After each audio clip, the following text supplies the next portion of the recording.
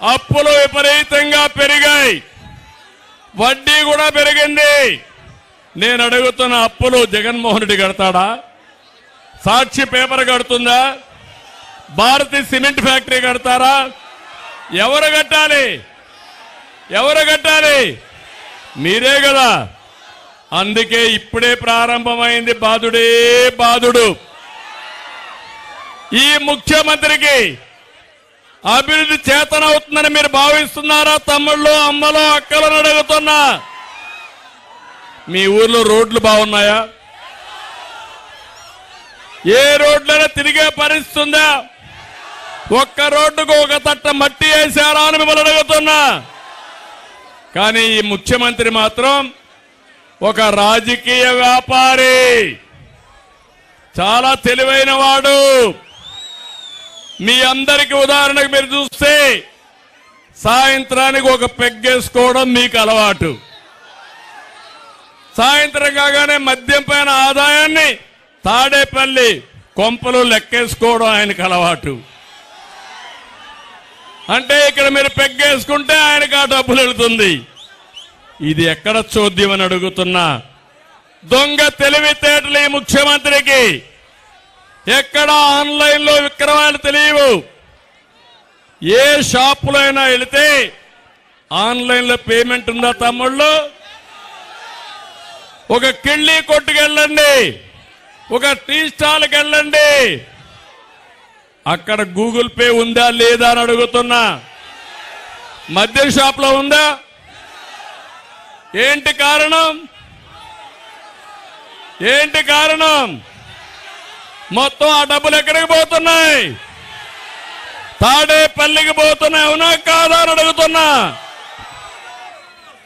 పైగా పిచ్చి బ్రాండ్లు ఇవి తమ్మితే ఈ తాగితే తమ్ముళ్ళకు కిక్కెక్కదు గాని 2 క్వార్టర్లు వేసుకోవాలి. క్వార్టర్కి 250. ఆ లెక్కే చూసుకుంటే నెలకు 6,000 రూపాయలు. సంవత్సరానికి ఎంత తమ్ముళ్ళు? 72,000 రూపాయలు. అంటే దీంట్లో 72,000 రూపాయలు, 50,000 రూపాయలు ప్రతి సంవత్సరం మీ డబ్బులు మింగే దుర్మార్గుడు ఈ జలగన్ అని చెప్పి నేను మీకు తెలియజేస్తున్నా.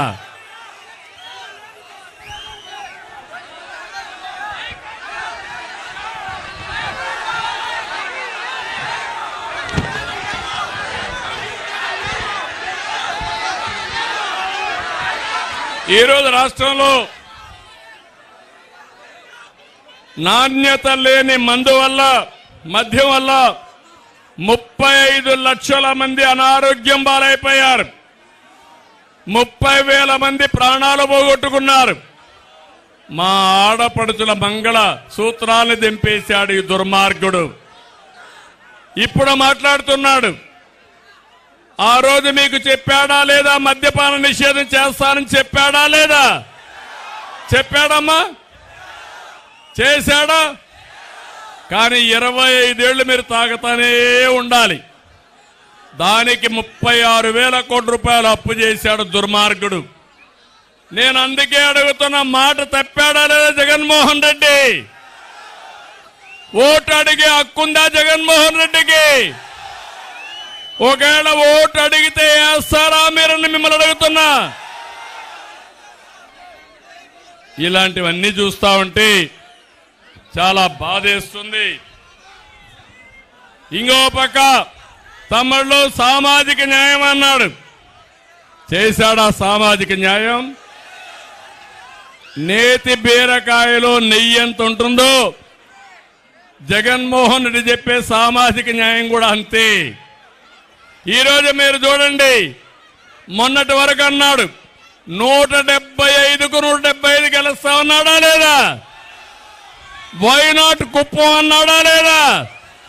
ఈరోజు పీలేరు సభలో చెప్తున్నా వైనాట్ పులివెందల. తమ్ముళ్ళు 65 మంది సీట్లు మార్చాడా? అందులో 29 మందికి సీట్లు ఎగ్గొట్టాడు. పర్వాలేదు. నేను అడుగుతున్నా, ఈ ఊర్లో చెత్త వేరే ఊరికి మారిస్తే అది బంగారం అయిపోతుందా తమ్ముళ్ళు అని మిమ్మల్ని అడుగుతున్నా. అంతే కదా అని మిమ్మల్ని అడుగుతున్నా.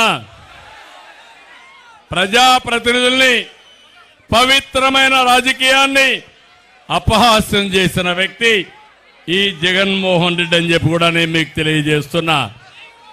అందుకని నేను ఒకటే, మీరు ఒక్కటి గుర్తుపెట్టుకోవాలి.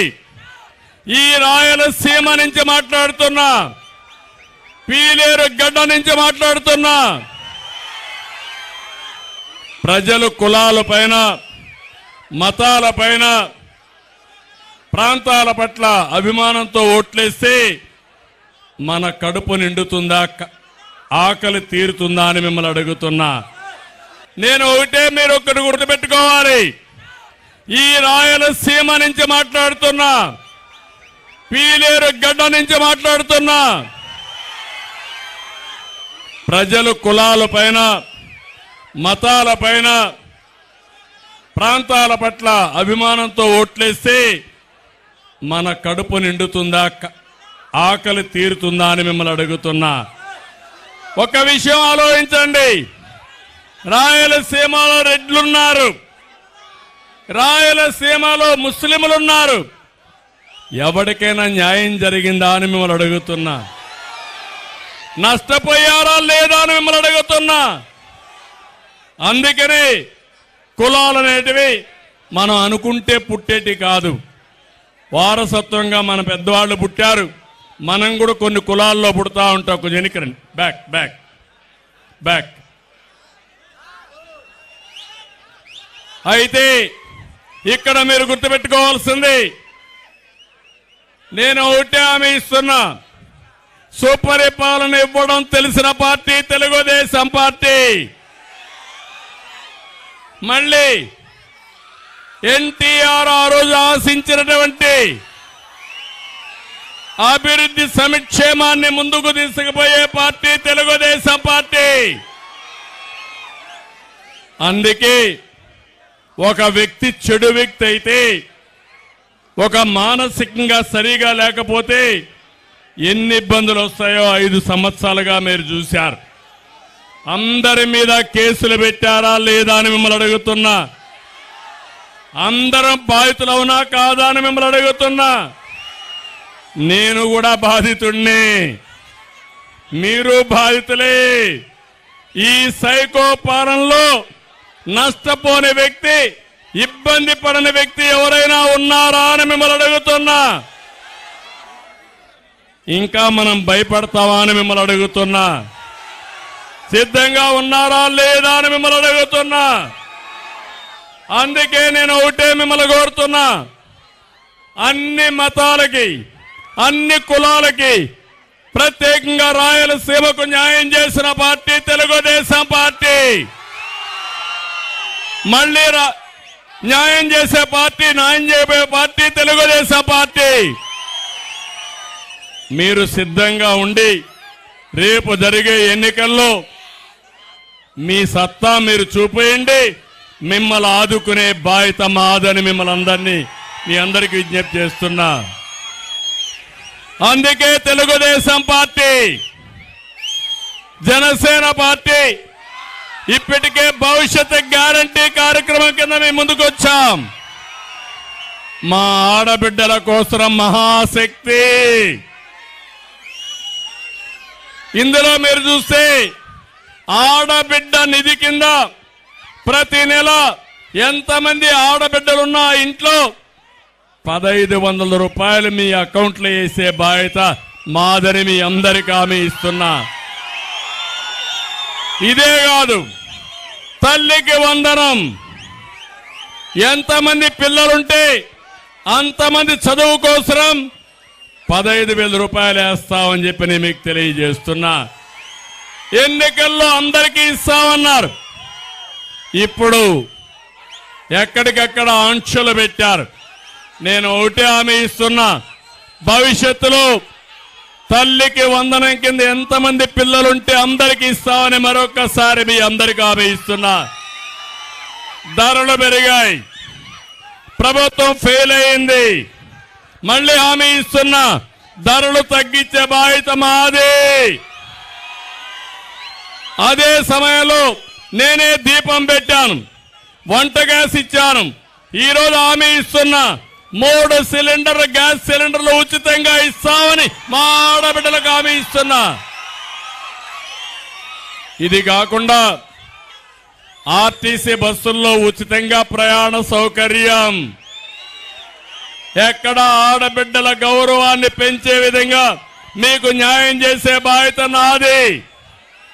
ఏమమ్మా జ్ఞాపకం ఉందా మీకు? డాక్రా సంఘాలు పెట్టింది నేనే. ఆడబిడ్డలకు అధికారం ఇచ్చిన పార్టీ తెలుగుదేశం పార్టీ.